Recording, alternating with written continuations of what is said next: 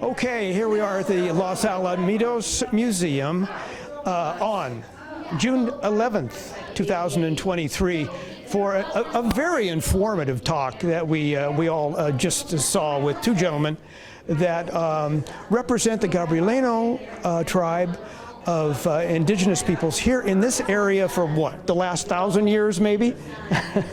Yeah. Over 13,000 years. Yep. Over 13 centuries, Yeah. My Lord. Okay, so I'm talking with Mathew Tutimos and Andy Salas Tutimos, who are two, of course, related gentlemen of the Gabrieleno tribe. Andy himself is the director of the tribe, and also recently has become chief, as I understand, tribal chief. So, yes, certainly, congratulations to you for that. Thank you. So, much information was imparted in the last hour, but a few loose ends I would like to tie up, and I'm sure some folks in the audience would like to know a little bit more about as well from you gentlemen. You spoke of, in fact, both of you spoke of earlier, the efforts that you're both trying to make, the important efforts that many tribal affiliations are endeavored to do up and down the state of California, and that is to preserve their indigenous language. In your case, I believe it's called Kizh? Yeah, Kizh. Kizh, which predated the Spanish colonization, and speak to the efforts that you both, and you mentioned earlier, your group of individuals in your tribal management are trying to do to keep that language alive. Well, right now what we're trying to do is, in regards to our language, is trying to preserve that language, our language. As I mentioned earlier during our presentation, our language has not been lost through documentation or anything like that, because a lot of our language was recorded early on, but there was really no documentation other than the documents that were gathered by early ethnographers, historians, J.P. Harrington, Kroeber, C. Hart Merriam, that recorded some language. But with us in our tribe, in our people, a lot of our language has been lost, not, like I mentioned, through documentation, but through the generation or decades of, remember, at one time we had an indigenous language here on Mother Earth, and the coming of the Spanish, that changed it all. And we were taught to speak the Spanish language. And then later when the Americans arrived here, again, our language was English. So through those decades, we kind of lost that tradition of culture and history and language because of the drastic change that we had to change. What would you? The schools. The schools, yeah, the schools didn't allow it to speak our language. Right. The Spanish didn't allow it. We'd get punished for speaking our language. Like the American government wouldn't allow it. We'd get punished. That's why we were sent to boarding schools to learn a different culture, a different language, to erase our language in history, to only know one history. And as you said, reconstructing the language would be difficult because it was oral, because your traditions were of storytelling and preservation of history were all oral. Right. So they're very little. Are there any Kizh-speaking individuals left, who are fluent in that dialect, in that language at this point? Or do you have to reconstruct everything by bits and pieces? We have to, like I mentioned earlier, and I remember when my grandmother was alive, she did have flashcards that she made up of certain words to say, and she would put them in sentences for us to learn. Right now, our youth are gathering that information and teaching it to our children today. So the last descendants were like our grandmothers, our great-grandmother, our great-grandfathers that did, remember, it was just not a lot of language, but language that they were able to preserve through oral tradition that were handed down through their grandmothers and grandfathers that gathered, who now they shared that with us on flashcards today. So that's what we have right now. And we have our youth who are now teaching that to our other younger youth, our language. I myself do not speak the language. I'll be very upfront. I don't. And it's just like I mentioned, through the decades and generations. You don't still have the flashcards? We still have the flashcards. Oh, you do? We still have the flashcards. Well, so that's what our generation is doing now. Is a lot of it's about like the pronunciation, about the different forms of it that when you see on written language can be interpreted in many different ways, and that's where these flashcards have become very important, as well as the way of saying the words. That's where some of our membership have been able to ascertain that way, and that's what we're teaching each other. So we're doing Zoom kind of meetings with that. We have an organized language class that we do, and they're all derived, but now there is not one single original speaker left. So we're taking this from our oral history, what we know of as what it sounded like, and from some of this academic stuff that's been. But we don't depend on that. We depend on more. Yeah, and some of the academic information or language that was recorded on document, we don't really trust that language because these are early ethnographers that were fairly new to the area when they arrived here, didn't speak the Spanish tongue, the native tongue, so they just as well wrote everything down the way they heard the word or the term. So we don't really follow that history. We kind of, just like I mentioned, the old flashcards and some of the old recordings. We have music recordings and we have vocal recordings. Right. Yeah. Must be very helpful. Right. Yes. For the forensics of it. Right. Correct. Right. And these were from old wax cylinders from the early 20s that we were able to get copies of those. But in that, like, to give you a perfect example of how our language has been kind of differentiated, our name Keach. The spelling of it, K-I-Z-H, comes from a German ethnographer. That phonetic ZH is a ch sound to them. But when people see our name, K-I-Z-H, as Americans, oh, Kizzy, oh, Kiz, they pronounce it that way. So the pronunciation is super different depending on how it was written by which culture. So the Germans, they put in their phonetics, the Spanish put in their phonetics, and they all spelled everything differently. So the proper phonetics for everyone here who's watching is chit. Quiche. Okay. Yes. And how pervasive was that language throughout Southern California? It was, so that's what the early European ethnographers came out here, and they called the whole language Keach, because that was the, of everywhere. Of the whole region. Within our ancestral area. Which would be LA Basin? And Channel Islands. Channel Islands, Orange County. And now what the academics have related to is the Udo-Aztecan branch of this toxic language, or TACIs. So they have their different names, but it was pretty much a single language that was by the folks in San Fernando, the folks in San Gabriel, the folks out in the islands. They all shared this. But then when you went down south, you had a different language. When you went up north, a different language. But in the LA Basin and Channel Islands, the same language. And that's why what a lot of our Keach. villages, if you could defer to whatever villages from what northern and the southern areas. In our area, our villages end with angna, like Zuzangna, Cucamonga, Topanga, Cahuenga, Pavungna, Sihatangna, Akuangna. All these, the village that we descend from are both Awingna and Savangna. So, if you go down south more, all of a sudden that dialect changes for that tribe of that area. Okay. But not Tongva.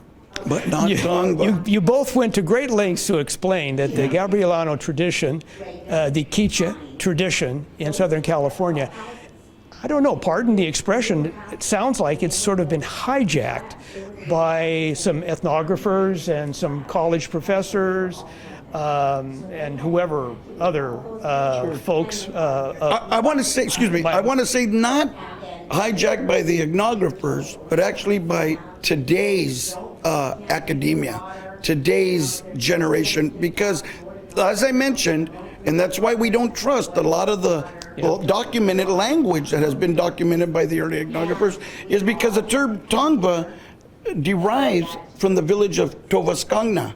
And because the ethnographer or the historian, C. Hart Merriam, could not pronounce the term Tovaskangna, he abbreviated Tongva, Tongve. And you mentioned that in the presentation that you made, we just saw. But I wonder, as you were making that presentation, I understand the argument. I've talked to some historians from USC about that have made presentations about this apocryphal, as you see, name called Tongva. I'm interested to know, though, and what you didn't really talk much about was how has that affected the Gabrielenos' efforts to federalize your identity with the federal government and with the state, and has that actually held your group back from the necessary affiliations that require your tribal recognition moving forward? Not actually held us back, but it's been a great atrocity in regards to our history. It has distorted our history tremendously, this term Tongva, which now the new generation that are now working in government agencies or with government entities, they're kind of believing this falsehood or misnomer of a term called Tongva. But doesn't that work at odds with your attempts to gain federal recognition, at least? So there are many avenues that tribal governments today, our obligations are to protect resources, to engage the culture so that it can benefit today's generation. This gets held up because of this confusion that goes on. So our ability to be able to provide the, necessary components that a tribal government would provide to today's government gets halted because you have this confusion of, well, who do I talk to? And that reality has led, not just in the state forum, but has continued on into the federal forum, where federal agencies will not talk to us because they already have some other entity that they converse with. And it doesn't mean that so what they're doing is they're using these entities to speak for everybody when these entities don't have any affiliation to the land they're speaking about. See, and to respect the indigenous people here, I would say to all agencies that when they come in communication with these individuals representing indigenous communities in certain areas where there has been a great history or prominent history on the indigenous people, to research those. Just don't take anybody at face value like they have been. There's genealogy that tribes do. Tribes amongst themselves, we do genealogy. And we hire genealogists to do genealogy on our tribes. And to ask these tribes to show, like, for instance, anybody that gets pulled over by a PhD, an officer, a police, CHP, an officer, the first thing they ask you is for your driver's license to show who you are, right? So that officer knows who you are, your background, and what have you.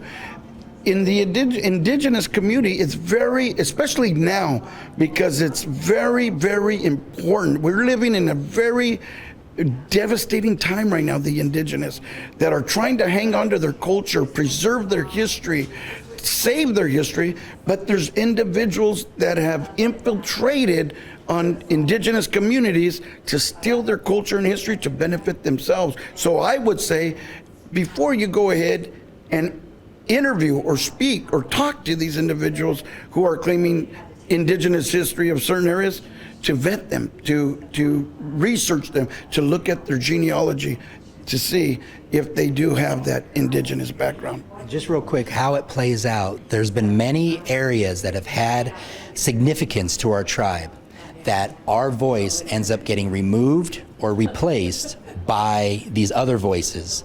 So this is our story for Marina Del Rey, where all the burials were uncovered. They used the voice of somebody claiming indigeneity. In Bolsa Chica, they use the voice of somebody claiming indigeneity. In downtown LA, they use the voice of someone claiming indigeneity. Because of this claim, that now removes us from having our voice in the spot that those resources are related to our lineage, not to these other people speaking on our behalf. And so this is allowed because you have no authority within the tribal communities here. Everyone just gets, it's like Hollywood, where everyone gets to play the part. So Who can shout the loudest? Right. there you go. Whoever shouts the loudest. And social media plays a huge part in that, that if you shout the loudest on that, then you get heard. And our voice, which is the legitimate lineal descendants, ends up getting pushed aside. And because of that, now look at the government agencies or public agencies or county agencies. Now they have a thing where they recognize in behalf of us, a land acknowledgement, the Keech, the Gabrieleno, and the Tongva. Now, when you read that or see that, that makes you think, as the reader, that there was 3 different tribes here. Right. So originally, historically, and prehistorically, there was a Keech people who later became known as the Gabrieleno because they were named after the mission San Gabriel. Mm-hmm. The other one over here, Tongva, misnomer, make-believe, fiction. And today, they're running wild out there. And they, like us, took advantage of us. Now they're taking advantage of the public and infiltrating this false history, narrative of a tribe called Tongva here in the Great Basin. Well, certainly accurate history of our indigenous peoples, at least in California, and I'm sure elsewhere as well, has become very prominently important to us as Californians. You don't have to go any further than ask the land management people at CAL FIRE where we went wrong, where we as colonizers, we as in the United States of America and its 50 states went wrong in terms of forestry management. I mean, we are, for thousands of years, we are coming to understand now that indigenous peoples understood how to manage the land. Maybe even that's not the right word. Maybe even manage is a disrespectful word. Maybe the word is to live with nature and to work with nature. Let me ask you, you as a biologist, Mathew, understand acutely the value, I'm sure, and you mentioned it earlier in the conversation about the value of indigenous knowledge on the landscape. Could you speak a little more about that and why it is so important to preserve those traditions in California? The obvious example is our forest fires now that are out of control. Give me some other examples. Just real simply, just a few decades ago, our land provided our food, our medicine, renewable resources, and shelter. Just in a few decades, our generation today doesn't have that concept. All we want as a tribe is to be able to use our land the way that it's always been able to provide for the human occupants of its landscape, to provide them food, to provide them medicine, to provide them all these essentials of living here. And in order to do that, all you got to do is understand the land that you were given. And this is the reality with, these methods of wildfire protection, things of that sort. We have disrupted the balance so much that a lot of these activities of the past can't even be done, in terms of we have a different fuel load component within our landscape that won't allow us to do these natural burns, because the fuel load will bring up the fires to be crown fires. There's a whole bunch of different components associated with it. But the indigenous knowledge, understanding that this location, through the heat aspect of opening up seeds, of helping the germination of all these necessary plants for the purpose of healing our own bodies, is something we want to be able to bring back, that can be brought back by understanding what you've already been provided by the Creator. And this is the part that today's generation has been so separated from the items they've been provided that they think they have to import everything. And we don't believe in that concept of having to. This location has provided for humans for thousands of years. Why can it not provide today? And all you got to do is change your idea of land management, if you want to use that term, in terms of supporting it so it can support you. Mm-hmm. And that's always our mentality. And certainly a noble endeavor beyond trying to preserve the language, but trying to preserve the ecology as well. Yeah, that's our goal. That's always been the legacy of our elders, grandfathers, grandmothers. It's the land that sustained us for thousands and thousands of years. Yeah. That was our livelihood. Before everything, before the markets, the land is what sustains. The land is like a mother who gives birth to a child. All from Mother Earth comes all these benefits, resources that sustained us, and now later sustained a lot of the early settlers who settled here. That's why they settled in these prominent areas, to use the watersheds, to use the natural resources. They saw the natives utilizing these resources and said, hey, we could utilize them, but in a different way. We're able to make money off of these resources. We made families, made friends, providing trade. Whatever they didn't have, our neighboring tribe, we provided. Whatever we didn't have, they provided to us. Mm-hmm. That's what sustained us. And so I'm sorry, just to continue on, our tribe isn't just sitting back saying, this is what we should do. This is what we need. We actually do it. So we are currently working with the Water Board. We're actually representatives with Cal EPA. We're on the Tribal Advisory Committee to be able to put our voice forward so that the water districts and the regional water boards are working with us to help create tribal beneficial uses of our waterways so they can have more protection for our future generations. We're also working with the Air Resources Board to work on ways to capture carbon out of our atmosphere. We're also working with the Cal Recycle. We're doing all these efforts, not just talking, we're doing. So we are actually physically managing lands that we're providing. Today, I was able to provide medicines to our tribe from resources that are trash to all the agencies. We take their trash and we turn it into treasure, meaning the trash is native plants that need to be managed out of certain agencies' land because they have trails. So they need to open up the trails. They just usually take that material, throw it into the landfill.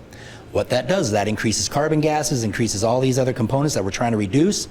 We take that material, don't let them go to the landfill. We process it for medicine. We take our medicine, give it to our members, and then we take that material, give it to LA Compost, and then they compost back into the earth, and it gets a whole cycle. We're not just sitting saying, hey, this is what we need to do. We're actually doing physical stuff to help show folks of today's generation this can be done differently, and we can actually get all these benefits out of it. I want to ask you one final question. And it is about the mechanics of what you're trying to do. You're seeking, I understand from your presentation earlier, federal recognition. What is the difference between federal recognition at that level and recognition at the state level? Are there distinctions between the two, and which one is at this time more important to the Gabrieleno effort? Go ahead, it's regarding the burials and sacred sites on federal lands, but go ahead. There's a lot to that question, but I'll just give a little tidbit. The federal status provides you with pretty much your sovereignty. At the state level, we are considered a sovereign nation, but only under the guises of state regulations. And the state has no formal process to vet or to determine who is a tribe. So what the state has created is a tribal contact list that pretty much anyone who wants to play the part has been put on that list. So the state understands, right? Yeah, it's all by face value. So now the state's identifying tribes that have no ancestral connection. There you go. I wouldn't even call them tribes, but right. Individuals. There you go. Individuals that have no. So this is how the state system is working. So now the state system is now confusing all the agencies of the state, saying, oh, well, this is a tribe, when in actuality, that's just a single person having a claim that they've never proved. But the state accepted them back in the 90s, back in the 2000s, and now they get grandfathered. So now currently today, and this is happening right now, the NAHC, which is the state commission, that's the Native American Heritage Commission, they are now finally taking this list and saying, all right, we need to clean this up and we need to vet it, because no vetting has ever been done. Only in the federal process does vetting happen. And that's why we want it, because then that would move out all these other riffraff that are just claiming because they cannot fulfill that connection. We want that done so that we can show everybody that this is the true genealogical connection that's always been here. But in the state realm, it's and one of the criteria for the federal recognition, Office of Federal Acknowledgement, is genealogical background, because we have the DNA, we have the genealogical background that goes to the very first census, which are the Spanish census, which were the baptisms, and it shows from the villages that we descend from. It does not go back, just real quick, to the BIA paper, the Bureau of Indian Affairs paper that many folks use today as their proof that they're Indian, and that paper has zero value. See, what's very prominent, and we're mighty confused today, where we're just like, our tribe, as I mentioned here in the presentation, we were hit by all three governments that arrived here, and they met our government here. The Spanish government, the heads of the Spanish, not only met with us, but we became a part of them. The Mexican government, we became a part of them, and we met. And the American government, all the main governments through the history of California, history here in Southern California, those governments that arrived here, the heads of the bureaus, the heads of the Spanish the empire that arrived here, we not only became a part of them, we met. And yet, we're here struggling for our federal recognition. Could you imagine that? Well, okay. Yeah, I can imagine a lot of government misguidance of indigenous peoples. I mean, it's a pattern that's gone on for 300 years. But we've been acknowledged by Germany, by Spain, by France, by Mexico. We being the Gabrieleno. Correct. Yeah. And only the American government acknowledgement is the only thing worthwhile. So that's the part where we already know who we are. And to be acknowledged by the American government, there's obviously political reasons why they don't want to acknowledge us. But we've been acknowledged by all these other countries throughout history, and even the American government acknowledged us through the 18 treaties. So there's a lot of history behind that where we've already been acknowledged, but the purpose of acknowledgement now, why it does not want to happen, we have casinos on our land now that other tribes don't want us to have. We have very high land values to LA that private landowners don't want us to have.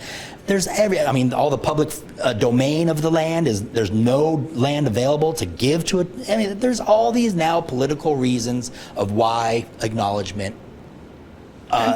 Senators and everything have said they will not allow acknowledgement. And one of the the main criteria that the government, the issue that we have, and they do it on purpose, is that they want us to pass is to show that we've been here since 1900 to 1930, that we have been active as a government, throwing our parties, meeting, and well, I mentioned in the presentation, we didn't become citizens until 1924. Where were we from 1900 to 1930? We were house slaves. We were plantation workers. We didn't have no time to be having government meetings. We were working the plantations. We were sent to boarding schools. How are we going to have any proof of that? But we do have those census showing that during that time, we were on these ranchos and then later gathered. And that is one benefit, surely that is one historical benefit that you are now realizing from the mission days, was that the Padres, for all of their indiscretions, perhaps, in early California, in colonizing the state and your peoples in the process, at least they kept good records, correct? You're correct on that. Those are the census that I mentioned. They were the atrocities and genocides, but they did document our people. Birth, marriage, baptism, death, all these parts of life, sequences of life. Yeah. You know, I have to ask you both, there's one last question, if you'll all bear with us here. The eminent California historian and in his last days, head librarian for the state of California, Kevin Starr. You may know the name.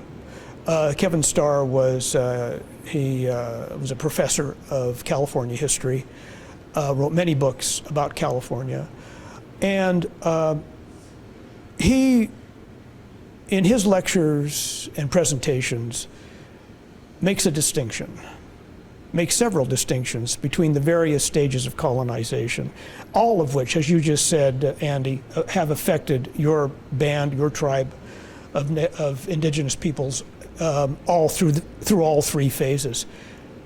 In your minds, can you distinguish a difference between these stages of colonization, from the Spanish to the Mexican colonization, and then into the inundation of the Yankee into California. Is there a substantive difference in how the Gabrieleno, the Quiche, were treated by those distinctive colonizers from one stage to the other? Could you make a distinction? Well, I would say, and as I mentioned, almost every culture has experienced a genocide, an atrocity. Almost every culture. There's always has been, human life has been always trying to conquest upon each other. But the distinction that you mentioned, we're still here today. And we're here today, even though that we lived with the Spanish, prominent Spanish government, Mexican prominent government, and the American government. Us not only being their servants, their housemaids, but becoming their family, it was because of them, actually, that we're still here. Could you say that in those three phases of colonization that the Quiche, the now Gabrieleno, fared better through one colonizer or the other, or do you just throw them all into a grab bag of genocidal colonization? Well, even living with them, and be honest too, because I remember my grandmother and even my grandfather, and we had a talk with some families that were there. Even living with these governments that arrived here, it wasn't a good life, but it was a struggle, a survival tactic that they had to live through those atrocities and violence and what have you.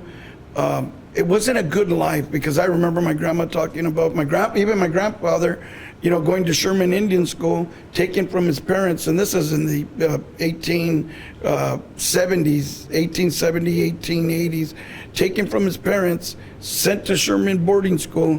By the time he came out, his parents were gone. And the way I met my aunts when I was a kid is I never knew them. I never knew my grandpa's sisters until I met them in funeral boxes, in caskets. Because everybody from that point on, from going to these schools, boarding schools, they were given to the prominent families to live in these prominent ranchos, being the ranch hand or servants, nannies of the houses, and that's the lifestyle they do. So we never, during that time, we were separated. But my grandfather used to say during that time, we did what we did to survive. We went through punishment. I went through beatings. But when my grandfather, before he passed away, he took us to Sherman Indian School, and he says, see that place there? That was the most awfulest place you could ever school that you could imagine. They used to beat me with a ruler and throw me in a closet and leave me there the whole day because I would want to speak my language, or I would want to say, or mingle with the other kids in their language. We would get beaten. So to answer your question, we're here because of those prominent settlers who settled here. But we struggled. And I want to say we live in a good lifetime right now, a better life. It's not saying that it's all good, or you still get, it's a crazy world we live in today. But in their lifetime, we couldn't even imagine what they went through and understand what they went through to get us here. That's why I mentioned in our presentation, why we're up here to tell their story. This is their story. I didn't live that time. But I did, in my mind, record the history, oral history, that was given down to us. They told us. We lived with these prominent families. My dad, during his time living with General Patton, he says, well, they were good people with me. General Patton, they were good. From San Gabriel, he used to march down on the parades down Delmar from San Marino, and we'd be all there. We called him Paton, Mr. Paton. They would, and he would wave at everybody. He was good with all the families. But his grandfathers, we were also servant, and there wasn't a good lifetime or that our families, our aunts, that they lived there. They used to get beaten, they used to get hurt, but they just, like my mom would say, bite your tongue and just move forward. So I don't know, how would you answer that? I think a lot of it came to what was happening at that time. So my one example is like during the Mexican period, because Mexico only governed this area for like 20 some years. Yeah. So it was a short little span. But during that time, there were massacres that happened. Now, did the Mexican government want to come here and just do massacres? No, it was because during that time, Mexico also secularized all the missions. And when they were secularizing the missions to make them not, non-religious institutions, they're now businesses. Mexico wanted to come in and take all the funds that the missions, all the riches that they had. Well, it just so happened that all the other missions said, hey, we give up, come over Mexico, take what you need because we're part of you now, except for San Gabriel. Why San Gabriel? Because San Gabriel was positioned right next to the port, and they were the Fort Knox of the mission system, where all the goods would be sent to San Gabriel, housed there, and then put out to the port and taken out to Spain. So the Mexican government knew that. So when they came to San Gabriel, the Spanish fathers, they had their military fighting. So this is why I'm saying timing. They had their military fighting up north in the Russian River against the Russians. So they had no protection. So what did they do? They armed the Indians. So when they armed the Indians, the Mexican government came in and demolished all them and created a huge massacre that ended up being in the front of the mission. Nobody knew that history except for our oral history. And this then comes up when now, in today's generation, the Alameda Corridor wants to lower the railroad so that you don't have any interaction between cars and railroad. And during that lowering, they were digging right in front of the mission. And my cousin comes up with this story about the massacre that nobody knew. And they actually dismissed him, actually called the cops, got him off-site, escorted off-site, on true historical that happened during the Mexican period. 150 human remains were discovered in that area through oral history. Only by oral history. No archaeologists, no city records, nothing. Through oral history. They brought my dad. I had to bring my dad. I go, Dad, they want to get rid of me out of here. They want to remove me from here. That I'm creating a problem. Tell them what's out there. Well, there's a burial out there, a mass burial. It was called El Orden del Día, the order of the day. This is popularly known among tribal members, Tribal. but not generally known, even by academicians. Correct. This was proven to us during this encounter, during this experience. Right. And they... So do academicians acknowledge this massacre at this point? Today. Now they do. Now they do. Because we provided and all it was information. right there, right on their on their doorsteps, Well, right the thing there. that helped was Christina, our secretary.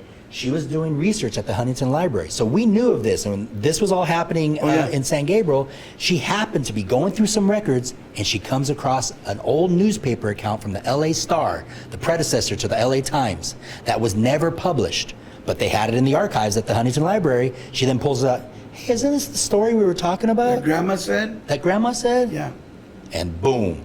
Then we were able to provide that during, and then they're like, oh, you guys aren't, this is real. And you know who was telling that story?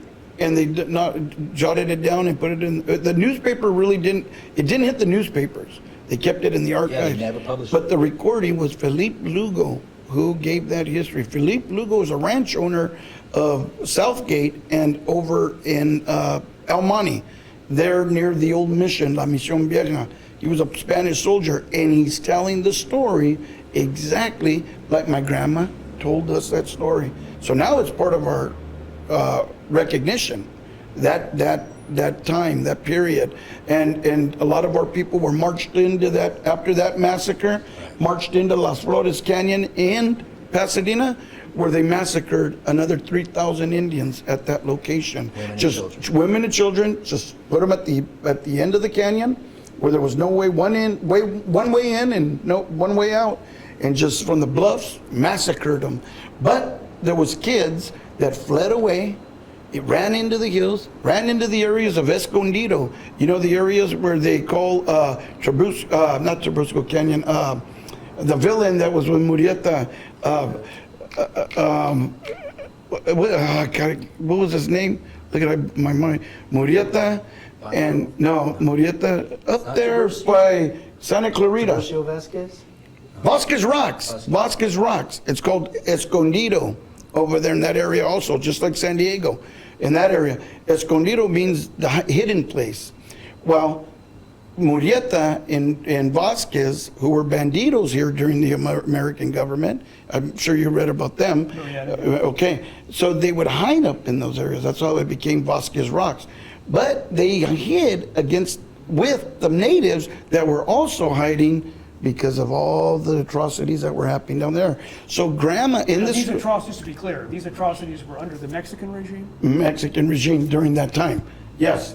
So during that time, that's when the Mexican era, that time, that's when Grandma, Satonina, that was our grandma. They were little girls, her and her brothers. And the article even reads that there was native children that fled into the mountains, into the hills from Las Flores Canyon. Well, that's why in our genealogical records, if the genealogist that did our work, she says, look, your grandmother was a native here. She said here she was a Serrano, she was a Gradius, she was an Ochoa. She started changing her name. She was hiding her identity because when they came back into the San Gabriel area, there was still those Mexican families and Spanish families that resided there that were pretty good people, with our indigenous people, and knew them and told them, come in, hide. Come in here and hide and use this last name. This is what you're going to be called from now on if they come knocking on the door. This was the 1830s to 1840s. It was the 1820s, 1820. Yeah, after 1820. When Mexico Yeah, came. yeah. You have to see, I have that document, and I even have the oral history written down before this document when my father told us the story about that time of his grandmother. So it's pretty much, would the Mexican government have done that if all these other things weren't at play? You know, and so that's why I'm saying the treatment from these different nations was due to what they wanted of that landscape. And the Mexicans wanted that money, so the Indians were in the way, so they massacred them. So would that massacre have occurred by just normal happenstance, like the Americans did? The Americans, they came in here to massacre. They brought in posses, that was their intention. So that we do understand was their purpose. But was the Mexican government with that purpose? I don't know. See, in our families that still are alive today, as I mentioned, there was atrocity living with these families, or beatings and what have you, living with these families, but not as bad as the other outside ancestors that were running around out there getting massacred. We were able to survive living in these remote areas, living in these remote ranches, and then later having children with these prominent settlers who served. So that's what, to be honest, it's like a catch-22 here. We lived with these prominent families. There was some devastating times, punishments and what have you, but because of these prominent families that arrived here, settlers, the Spanish, Mexican, and American, and becoming a part of them, living and working on the ranchos, we're able to survive, and that's why we're here with you today, to able to tell this history and share this history with you. So today, I'll be honest with you, I have the right to speak. If I feel that the Spanish treated us bad, I'll say it. If I felt that the Mexicans treated us bad, I'll say it. And if the Americans, I'll say it, because we became all part of them. You saw the prominent families that our relatives of.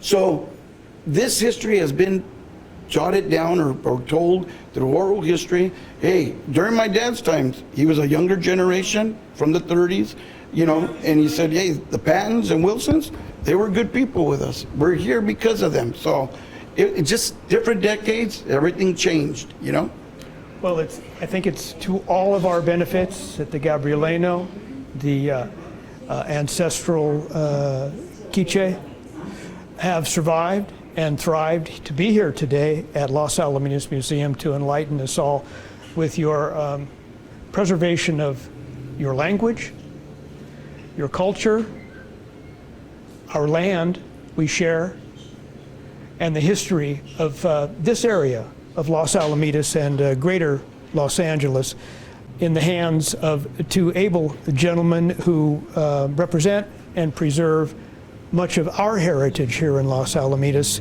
Thank you, Andy Salas. Thank you. Chief Andy Salas. Thank you. Thank you. And Matthew, thank you so much for all your words today. And these afterthoughts have been very much appreciated. And we're very honored to be here. And I always say, you know, we're not here to mock anybody, his background, history. Right? We're here to tell the story. We lived it. Our families lived it. We're here. And we're all families to the original prominent families that are here, being the indigenous, Spanish, Mexican, and American. And we're proud of it. Well, who am I to take the last word from a true chief? Thank you. Thank you, gentlemen. Thank you. That was